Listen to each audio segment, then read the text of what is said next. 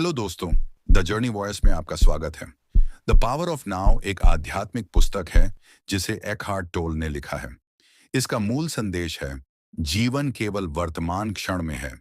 जब आप पूरी तरह अब में होते हैं, तभी सच्चा सुख और शांति मिलती है। लेकिन मैं आपसे एक छोटी सी रिक्वेस्ट करना चाहता हूँ। अगर आप चैनल पर नए हो तो द जर्नी वॉइस को सब्सक्राइब जरूर करें और वीडियो को लाइक करना बिल्कुल ना भूलें। आपके सपोर्ट से हमें बेहतरीन कंटेंट बनाने की प्रेरणा मिलती है। अब आइए शुरू करते हैं। 2, आप अपने विचार नहीं हैं।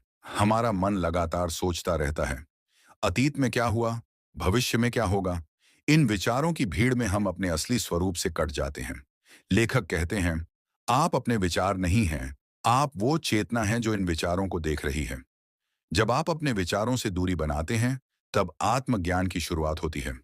3, अहम, ईगो और दर्द शरीर, पेन बॉडी।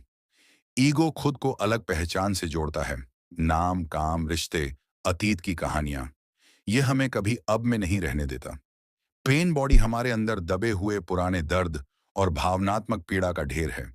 जब हम चेतन रूप से इन्हें पहचानते हैं, तो उनका वजूद कमजोर पड़ता है। 4, वर्तमान में जीने की कला अब ही एकमात्र समय है जो असली है। अतीत जा चुका है, भविष्य आया ही नहीं है, लेकिन हमारा ध्यान कभी अब पर नहीं होता। वर्तमान में पूरी तरह जागरूक होना ही प्रेजेंस है। जब आप अभी के क्षण को पूरी तरह स्वीकार करते हैं, तब भीतर की शांति प्रकट होती है। 5वीं, समर्पण और स्वीकृति, सरेंडर एंड एक्सेप्टेंस। जब आप किसी परिस्थिति को बदल नहीं सकते, तो उसका विरोध करने के बजाय उसे स्वीकार करना ही सच्चा समर्पण है। स्वीकृति मतलब कमजोरी नहीं, ये मन की शांति का रास्ता है। 6, ध्यान, मौन और आत्मा। ध्यान केवल बैठने की प्रक्रिया नहीं है। हर कार्य, हर पल में पूरी उपस्थिति ध्यान बन सकता है। लेखक कहते हैं, मौन में ही सत्य सुना जा सकता है। आपका सच्चा मैं न शरीर है, न विचार, बल्कि वह मौन चेतना है। निष्कर्ष, जीवन अभी और यही है। अतीत का पछतावा और भविष्य की चिंता दोनों भ्रम हैं।